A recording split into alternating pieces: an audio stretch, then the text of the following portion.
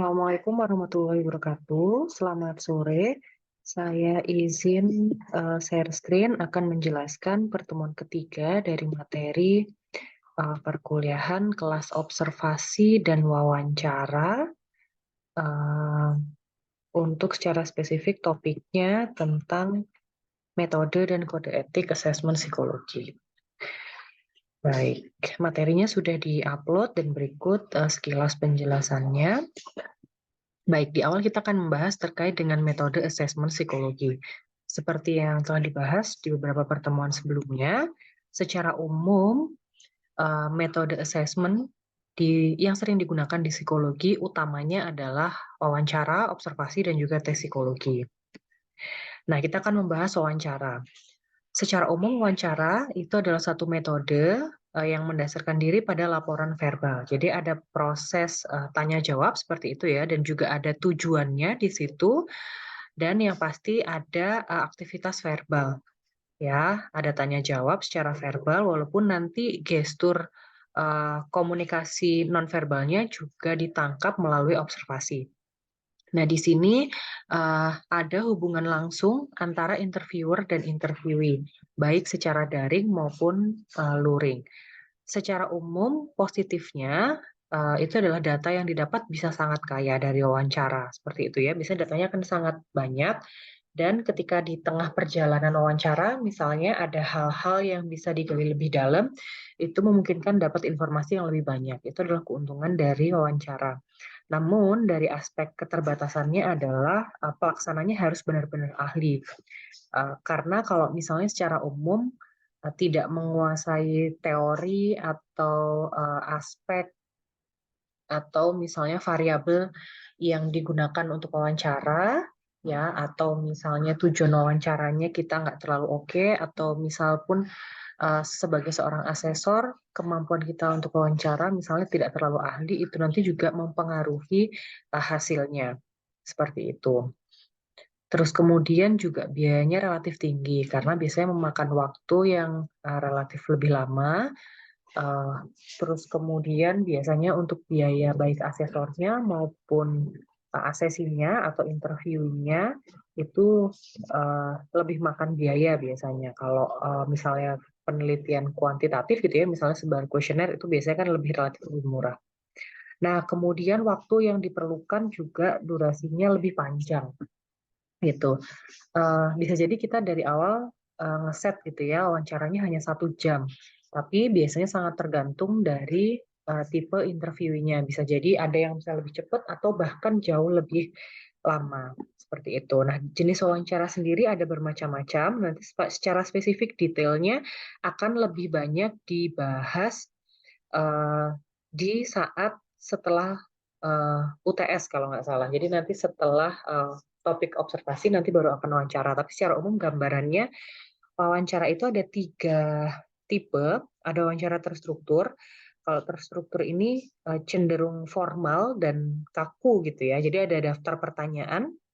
Daftar pertanyaan ini diturunkan biasanya dari variabel, misalnya topik tertentu yang mau diangkat, kemudian misalnya ada aspek-aspek atau dimensi psikologisnya, terus kemudian diturunkan dalam bentuk item pertanyaan seperti itu. Nah, wawancaranya sehingga lebih terarah dan datanya mudah diolah karena sudah jelas codingnya seperti itu. Oh, misalnya katakanlah misalnya prosocial behavior, misalnya perilaku menolong, itu misalnya aspeknya tuh ada 3 aspek misalnya. Nah, dari 3 aspek ini kemudian diturunkan satu aspek itu misalnya masing-masing itu ada 3 pertanyaan.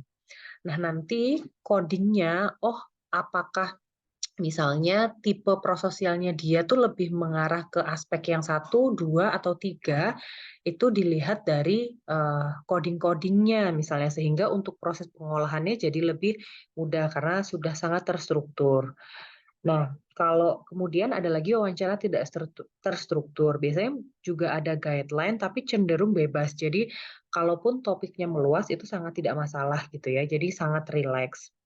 Nah, walaupun topiknya biasanya nggak ditentukan secara spesifik gitu ya, walaupun ada tujuannya sehingga ada berpotensi melebar kemana-mana. Nah, biasanya kalau untuk penelitian tidak disarankan untuk menggunakan yang tidak terstruktur.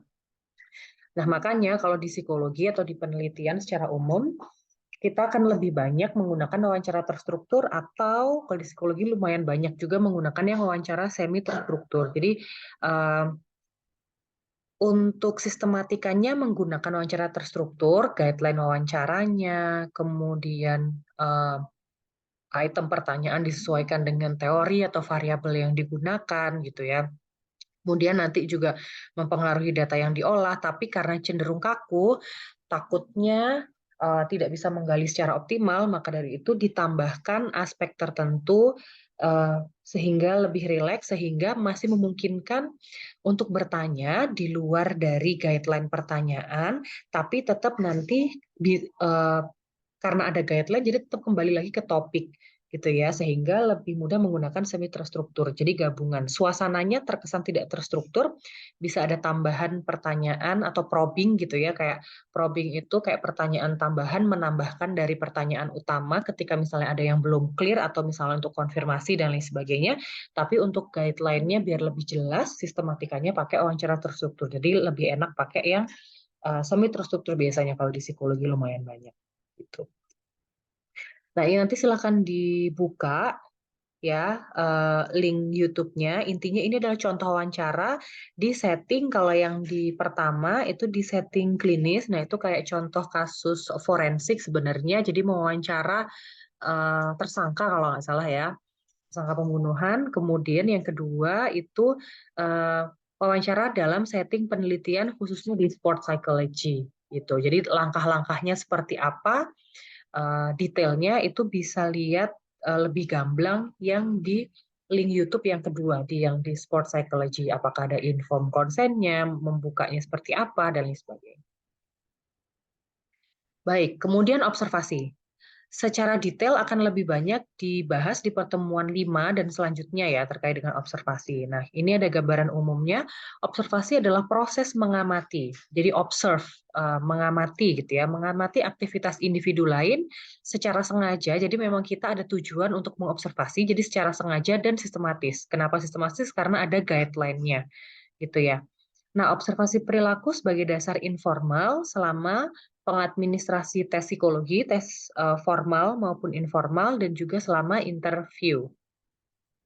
Ya, jadi observasi selalu digunakan, ya. Jadi nggak pernah lepas, observasi selalu kita gunakan, baik dalam proses wawancara untuk observasi komunikasi nonverbalnya atau gestur nonverbalnya, dan juga selama tes psikologi kita juga melakukan observasi ketika misalnya dapat digunakan sebagai data tambahan untuk nantinya proses interpretasi di luar dari hasil tesnya misalnya.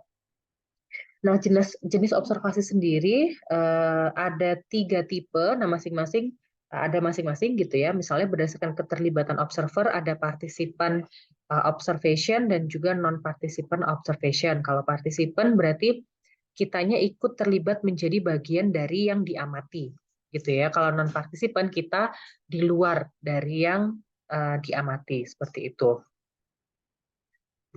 Nah, kemudian berdasarkan proses observasi, ada yang uncontrolled observation, jadi observasinya tidak terstruktur, ada yang control observation, observasinya cenderung terstruktur, ada yang experimental observation. Kalau ini lebih banyak kalau eksperimental pada setting penelitian eksperimen dan lain sebagainya gitu. Jadi ada dikondisikan gitu ya. Kemudian berdasarkan metode pencatatannya ada narrative recording, interval recording, event recording, dan rating recording. Nah, ini nanti di pertemuan jenis-jenis observasi akan lebih banyak kita pelajari di pertemuan 5 dan pertemuan 6. Gitu ya. Nah, ini adalah contoh observasi, ya, video observasi. Kalau yang pertama itu dalam setting sosial eksperimen, seperti itu. Ya, nanti kalian pas waktu praktikum juga akan menyusun skenario sosial eksperimen berdasarkan topik tertentu atau teori tertentu yang kalian angkat, atau variabel tertentu yang akan kalian angkat. Kemudian pairing dengan masing-masing antar kelompok. Nanti akan dijelaskan oleh Kakak Asprak ya. Kemudian observasi yang berikutnya ini contoh dari yang cukup terkenal ya teorinya Albert Bandura dengan eksperimennya Bobodol eksperimen. Teman-teman bisa cek gitu ya, ini tentang agresivitas gitu. Nah, secara umum tes psikologi ya tadi ada wawancara, observasi, kemudian ada tes psikologi. Nah, kalau tes psikologi sendiri dia mengacu pada alat atau prosedur yang didesain untuk mengukur variabel-variabel psikologis tertentu. Misalnya intelijensi, kepribadian, minat dan bakat, sikap, dan juga nilai-nilai pribadi. Tes psikologi atau alat asesmen yang lain berbeda pada beberapa variabel, misalnya tergantung kontennya, formatnya, prosedur administrasi, prosedur scoring, interpretasi, dan lain sebagainya. Jadi sangat tergantung. Misalnya kalau tes intelijensi, ya itu ada batas waktu, gitu misalnya. Ya kalau tes kepribadian atau tes kepribadian gitu, tes sikap biasanya nggak ada batasan waktu. Jadi kita cenderung lebih bebas ngisinya gitu. Jadi nggak harus diburu-buru. Tapi kalau kayak sikap kerja, terus kemudian intelijensi itu bisa ada batasan waktu. Misalnya contohnya seperti itu, sehingga proses mengadministrasikan atau menginstruksikannya pun juga bisa berbeda. Scoringnya juga bisa berbeda tergantung teori yang digunakan. Nah, ini metode assessment lainnya, contohnya misalnya portofolio, kita cek background historinya misalnya, terus kemudian juga bagaimana latar belakangnya dia, case history datanya dia selama bekerja atau misalnya di luar dari pekerjaan. Bisa juga pakai role play, misalnya, contohnya misalnya kalau dia mau dipromosikan sebagai manajer misalnya. Nah, manajer itu dia mesti memiliki kemampuan untuk coaching dan konseling ke eh, bawahannya misalnya, sehingga dicoba. Misalnya kita sebagai asesor di situ bertindak sebagai apa namanya bawahan. Kemudian dia sebagai atasan keluar nggak tuh kompetensinya dia, bagaimana cara dia melakukan coaching dan konseling gitu misalnya. Dan juga pakai cara yang lain-lain, misalnya leaderless group discussion atau LGD, dia semacam FGD sebenarnya, cuman di situ tidak diatur siapa yang jadi ketua dan lain sebagainya, makanya namanya LGD, leaderless gitu ya. Jadi dinamika di dalam kelompoknya biar muncul secara alami siapa yang ngelit dan lain sebagainya. Terus kemudian ada juga misalnya contohnya in basket. Kalau in basket itu juga jadi di semacam nanti biasanya juga digunakan untuk di setting PIO ya, psikologi industri organisasi. Nah, biasanya kalau sudah level supervisor ke atas gitu ya. Karena nanti di InBasket itu contohnya misalnya dia nanti akan diberi tugas-tugas atau permasalahan gitu ya. Nah, kira-kira uh, dia kemudian disuruh membuat memo gitu. Kalau masalahnya A, kira-kira yang disuruh untuk mengerjakan itu bidang mana? Apakah marketing, apakah orang akuntan, atau siapa misalnya. Jadi dia tahu nggak hierarkinya seperti apa dan bagian mana yang ditugaskan untuk melakukan apa, untuk solving problem apa, gitu ya. Jadi untuk tahu hierarki dan untuk tahu bagaimana mendelegasikan tugas, misalnya contohnya seperti itu. Nah, kemudian sebelum tadi metode, kemudian ada kaidah dan kode etik psikologi. Teman-teman juga sudah diberikan attachment di situ, ada dokumen kode etik HIMSI. Nah, itu kode etik yang mengatur psikologi Indonesia secara umum ya, dari tahun 2010 ya, belum diperbarui, terkait dengan asesmen psikologi. Nah, di pasal 63 disampaikan bahwa penggunaan asesmen berisi psikolog dan atau ilmuwan psikologi menggunakan teknik asesmen psikologi.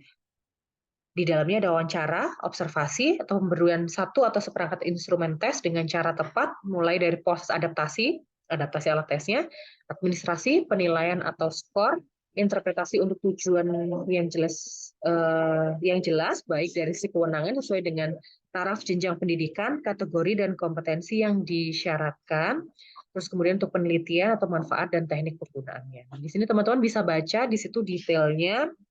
Ya, intinya hal-hal yang perlu diperhatikan dalam proses asesmennya itu ada di pasal 63, ya teman-teman bisa cek. Kemudian kalau di pasal 64 sampai 67 mulai dari inform konsennya, interpretasi hasil, kemudian bagaimana cara menyampaikan data, menjaga alat tes psikologinya, datanya, dan kemudian hasilnya seperti apa. Nah, kemudian juga menjaga kerahasiaan data. Nah, ini ada di pasal 10. Teman-teman mesti memperhatikan ini ya, nanti biar nggak salah. Oke, baik, secara umum kita sudah selesai. Terima kasih banyak.